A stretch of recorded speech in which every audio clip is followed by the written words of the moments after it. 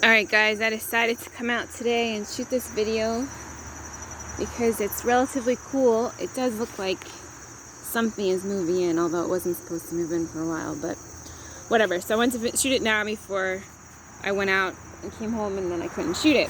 I want to show you guys the Jerusalem artichokes are blooming, and this is the tallest they've ever been. So even though the groundhog was all through here, they didn't seem to be bothered by it. So they're like really resilient. Nothing really hurts them. And again, you eat the tuber. It's like a very starchy potato. It's the same as like eating the lily bulbs. So the goji berries had no berries this year, I think because they didn't have enough light and the groundhog disturbed them. You've got the last of the purple salvia. The last of the medicinals are petering out. The Tulsi basil in the back, I'm gonna harvest off of more.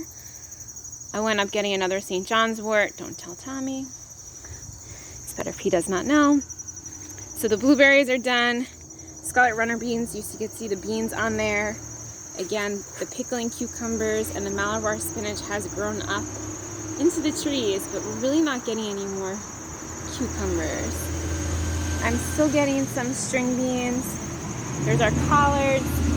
The basil's really happy, but this morning it was 55 when I woke up, so I'm going to be harvesting the rest of that today and sharing with friends. The rosemary I harvested for smudge sticks yesterday.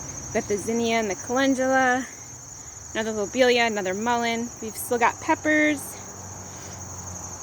We still are getting tomatoes. I'm clearing out the strawberries here because we're getting ready to get in that new metal garden bed. This bed will be gone. But you could see we still have tomatoes, but that's the rutabaga. It's my first year growing it. It's doing well. The only issue is whitefly. There's like whitefly on everything. It's so gross. As soon as you move it, they just all disperse. So we still have a watermelon. You could see there's still some cucumbers on there, but I don't think they're gonna do anything. I picked a zucchini this morning, but you could see the powdery mildew. I'm not sure if we're gonna actually get anything else off of them. We have a white pumpkin. I'm gonna show you that. Here's some lemon balm, the last of the chamomile.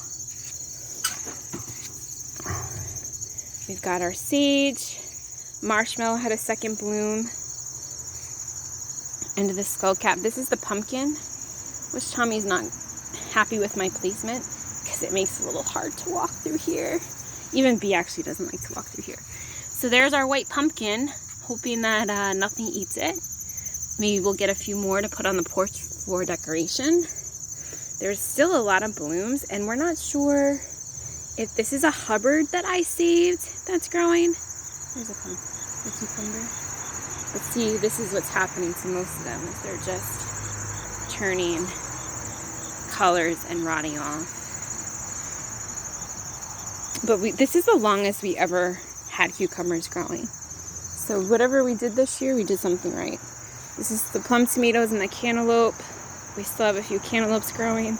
There's one here. There's one over there. It's a weird shape. So in here is the garlic chives that I have to dig up. Trisha will be getting those. This is the Romanesco that we let go to flower because it had bugs and they ate basically all the shoots. You could eat these little shoots if you wanted to. I have no idea what this is. We're assuming it's like some sort of melon, but we probably won't get anything out of it before the frost moves in. Leeks are ready to be harvested, but look how tall this basil is. I don't know, it's like, I'm not really good with measurements, but it's really happy. So I'm gonna make some more pesto and freeze it, and my girlfriend Lori will be getting some of that. Got the motherwort in here. The lamb's quarters all went to seed. I used a bunch of it for smoothies, but I'm gonna have to clear that out. Malabar spinach was great, did well in the heat. I highly recommend it. It's just taken over a lot. And so did the ground cherries. They took over too. I don't even know how. They just seed themselves, so you plant them one year and then the birds disperse them and you have no idea where they're gonna come up. That's the only bad thing about it.